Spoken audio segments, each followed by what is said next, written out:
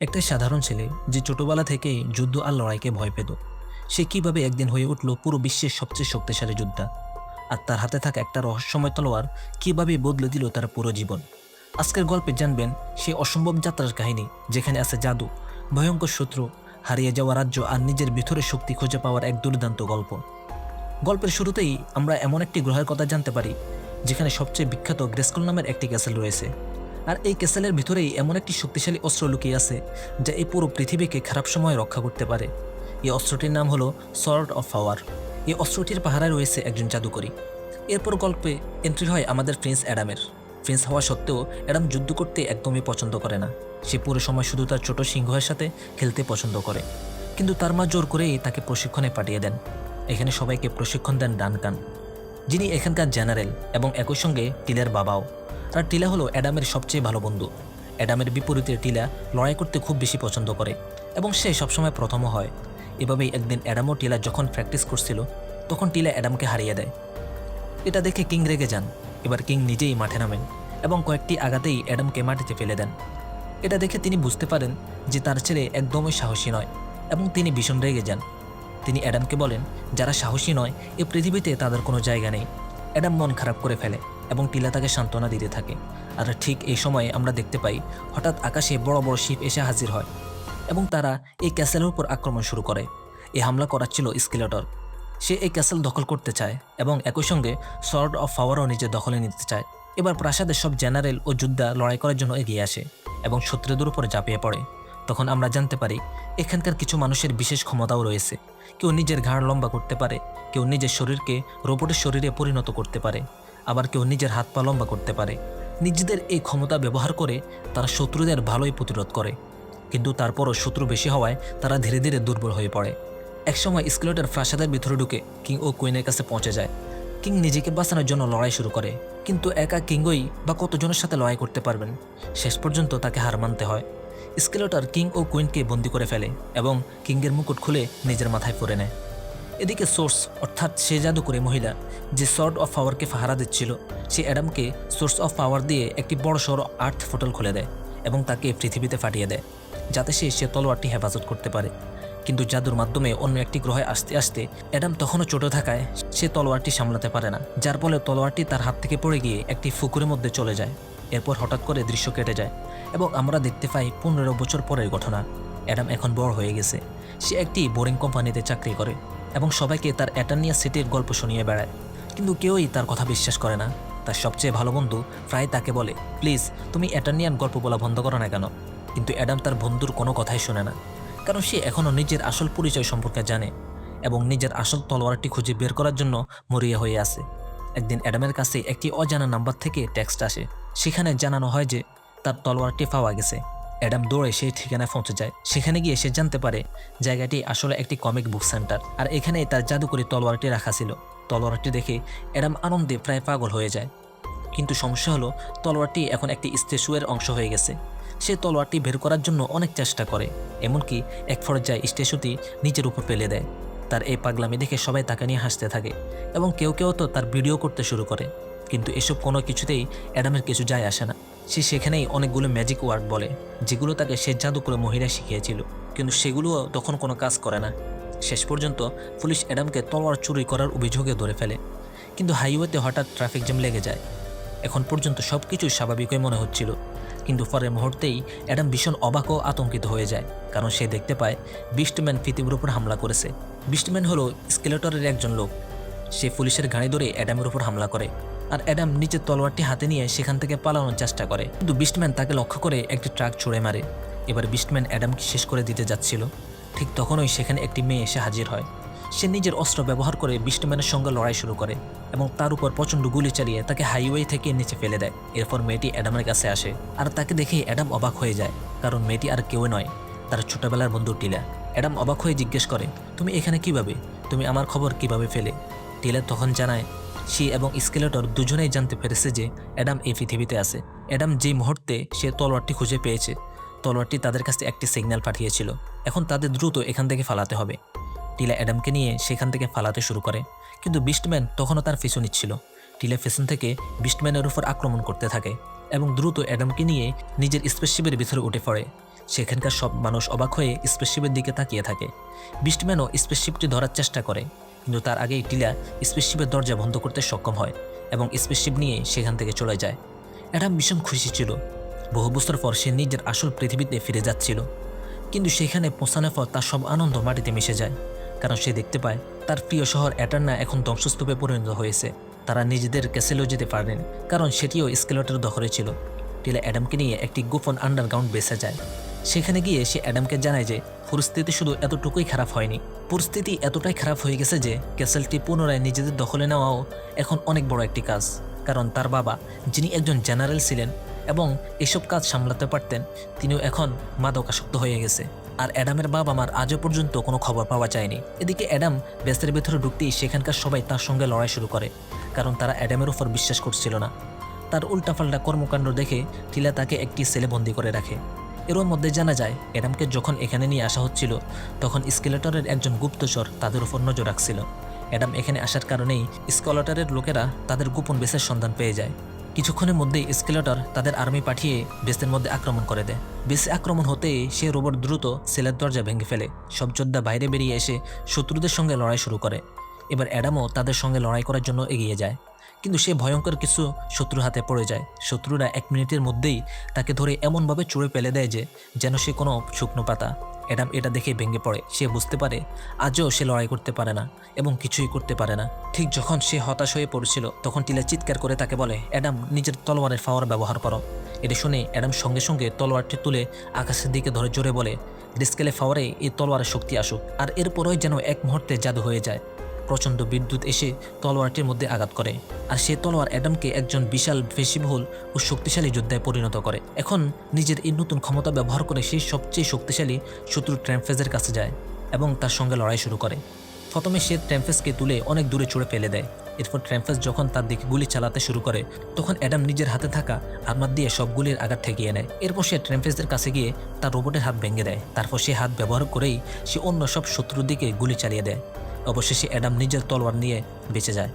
দূর থেকে পুরো ঘটনা দেখছিল স্কেলেটর। সে রাগে পাগল হয়ে যায়। প্রথমে সে বিস্টম্যানকে তলোয়ারটি নিয়ে আসতে পাঠায়। বিস্টম্যান তলোয়ার আনতে ব্যর্থ হয়। এরপর পুরো আর্মিকেও তলোয়ারটি নিয়ে আসতে পাঠানো হয়, কিন্তু তারাও ব্যর্থ হয়। এতে স্কেলেটর এতটাই রেগে যায় যে বিস্টম্যান সহ সবাইকে আগুনে পুড়িয়ে শাস্তি দেয়। এরপর আবার তাদের সবাইকে অ্যাডামের পিছনে পাঠিয়ে দেয়, কিন্তু ততক্ষণে অ্যাডাম টিলার জাহাজ উঠে অনেক দূরে চলে গেছে। এদিকে স্কেলেটর বাকি যোদ্ধাদেরও বন্দী করে ফেলেছিল। অন্যদিকে দেখা যায় টিলার স্পেসশিপের পেছনেও স্কেলেটরের অনেক লোক লেগে রয়েছে। তারা টিলার স্পেসশিপে আক্রমণ করে সেটিকে অনেকটাই ক্ষতিগ্রস্ত করে ফেলে। শিপের নিয়ন্ত্রণ হারিয়ে ফেলতে থাকলে টিলা অ্যাডামকে বলে পিছনে একটি এয়ার বাইক রয়েছে, সেটা নিয়ে অ্যাডাম যেন সেখান থেকে বেরিয়ে যায়। প্রথমে অ্যাডাম এয়ার বাইকটি চালাতে পারে না, কিন্তু কিছুক্ষণ পর সে সেটির নিয়ন্ত্রণ নিয়ে নেয় এবং সেখান থেকে বেরিয়ে গিয়ে অনেক শত্রুর উপর আক্রমণ করার চেষ্টা করে। কিন্তু লড়াইয়ে সে এখনও এতটা দক্ষ হয়ে ওঠেনি। অনেক শত্রু তাকে ভীষণ কঠিন সময় দিতে থাকে। অন্যদিকে টিলাও তার ভেঙে যাওয়া স্পেসশিপের ধানা দিয়ে অনেক শত্রুর জাহাজ ধ্বংস করতে থাকে। এক পর্যায়ে শত্রুরা অ্যাডামের বাইকটিকেও ক্ষতিগ্রস্ত করে দেয়। অ্যাডাম যখন বাইক থেকে পড়ে যাচ্ছিল, তখন সে শত্রুর একটি শিপের উপর লাফিয়ে পড়ে। এরপর শিপটির সামনের জানালা ভেঙে শত্রুকে ধরে বাইরে ফেলে দেয় এবং নিজেই সেই শিপের নিয়ন্ত্রণ নিয়ে নেয়। এদিকে টিলার শিপের ভিতরে তার বাবা ডানকানও ছিল। অনেকক্ষণ পর তিনি নিজের নেশার ঘর থেকে জ্ঞান ফিরিয়ে পান। পুরো যুদ্ধ দেখে তিনিও যুদ্ধে অংশ নেওয়ার সিদ্ধান্ত নেন। বাইরে তাকিয়ে তিনি দেখতে পান অ্যাডামের পিছনে আরও একটি শত্রু শিপ লেগে রয়েছে। তিনি অ্যাডামকে বাঁচার জন্য সিগন্যাল দিতে থাকেন, কিন্তু অ্যাডাম তাকে দেখেই শুধু হাই করতে থাকে। ভাগ্য ভালো ছিল যে অ্যাডাম ঠিক সময়ে সেই শিপকে ধ্বংস করে দেয় এবং নিজেও শিপটি ধ্বংস হওয়ার সময় অনেক দূরে গিয়ে পড়ে। অবশেষে টিলার শিপটিও সম্পূর্ণ ধ্বংস হয়ে নিচে পড়ে যায়। তবে আনন্দের বিষয় হলো সব শত্রুই তখন মারা গিয়েছিল। ধ্বংস হয়ে যাওয়া শিপের ভিতর থেকে তার বাবা একটি বাক্স পায়, যার মধ্যে তাদের পুরনো আর্মার ছিল। আর্মারটি দেখে ডানকানের পুরনো যুদ্ধের জজবা আবার জেগে ওঠে এবং তিনিও নিজেকে যুদ্ধের জন্য প্রস্তুত করে নেন। এদিকে টিলা ও অ্যাডাম দুই জায়গায় আলাদা হয়ে ক্রাশ করেছিল, তাই টিলা অ্যাডামকে খুঁজতে বেরিয়ে যায়। অন্যদিকে অ্যাডামেরও জ্ঞান ফিরে আসে। তার তলোয়ারটি তখন তার হাত থেকে অনেক দূরে পড়েছিল। সে যখন তলোয়ারটি খুঁজছিল, তখন একটি ফাঁকি দেখতে পায়। ফাঁকিতে গিয়ে তার তলোয়ারের উপর বসে। ঠিক তখনই অ্যাডামের মনে সে জাদুকরীর কণ্ঠ ভেসে আসে। সে তাকে এই গ্রহে আবার শান্তি ফিরিয়ে আনার কথা বলে। এমন সময় তাদের সামনে স্কেলেটরের একটি হোলোগ্রাফ হাজির হয়।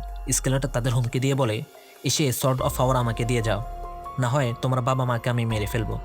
এই কথা শুনেই অ্যাডামের মনে লড়াই করার ইচ্ছা জেগে ওঠে। নিজের মা বাবাকে বাঁচানোর জন্য সে যে কোনো কিছু করতে প্রস্তুত হয়ে যায়। অন্যদিকে টিলা তাকে বলে, এটা হয়তো স্কেলেটরের একটি ফাঁদ হতে পারে, কারণ এত বছর হয়ে গেছে তারা কিং ও কুইনের কোনো খবরই পায়নি। কিন্তু অ্যাডামের কোথাও না কোথাও বিশ্বাস ছিল যে স্কেলেটর সত্যি কথা বলছে, কারণ তার ভিতরের অনুমতি বলছিল তার মা বাবা এখনও জীবিত। এরপর তারা নিজেদের গোপন বেসের ভিতরে যায়। অ্যাডামের তার একটি শক্তিশালী বক্তব্যের মাধ্যমে সব যোদ্ধাকে লড়াই করার জন্য প্রস্তুত করে ফেলে। সে সবার মধ্যেই এই জজবা জাগিয়ে দেয় যে তারা আবারও এটারনিয়া শহর নিজেদের দখলে নিতে পারবে। এই আশায় সবাই প্রস্তুত হয়ে স্নেক মাউন্টেনের উদ্দেশ্যে রওনা দেয়। সেখানে পৌঁছাতেই ডানকান অ্যাডাম ও টিলাকে বলে, তোমরা ভিতরে যাও এবং ভিতরে সবকিছু সামলাও, আমি বাইরে থেকে আসা সব শত্রুকে সামলাবো।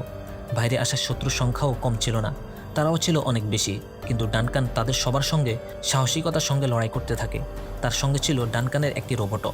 অন্যদিকে ভিতরে দেখা যায় অ্যাডাম তার নতুন শক্তিশালী রূপে প্রবেশ করেছে।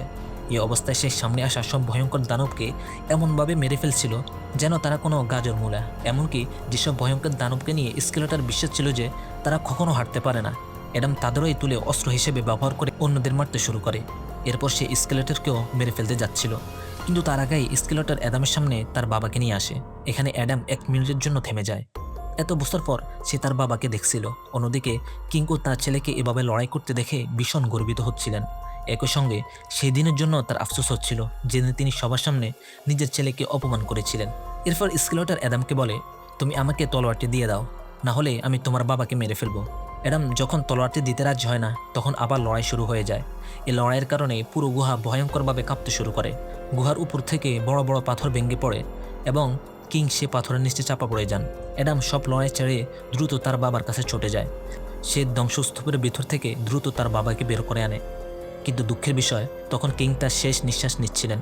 শেষ মুহূর্তে তিনি নিজের ছেলের প্রশংসা করেন এবং তার কাছে ক্ষমাও চেয়ে নেন। নিজের বাবার মুখ থেকে প্রশংসা শুনে অ্যাডামের সাহস দ্বিগুণ হয়ে যায় এবং সে ভীষণ খুশি হয়। কিন্তু সে নিজের বাবাকে কিছু বলার আগেই কিং শেষ নিঃশ্বাস ত্যাগ করেন। বাবাকে হারিয়ে অ্যাডামও পুরোপুরি ভেঙে যায়।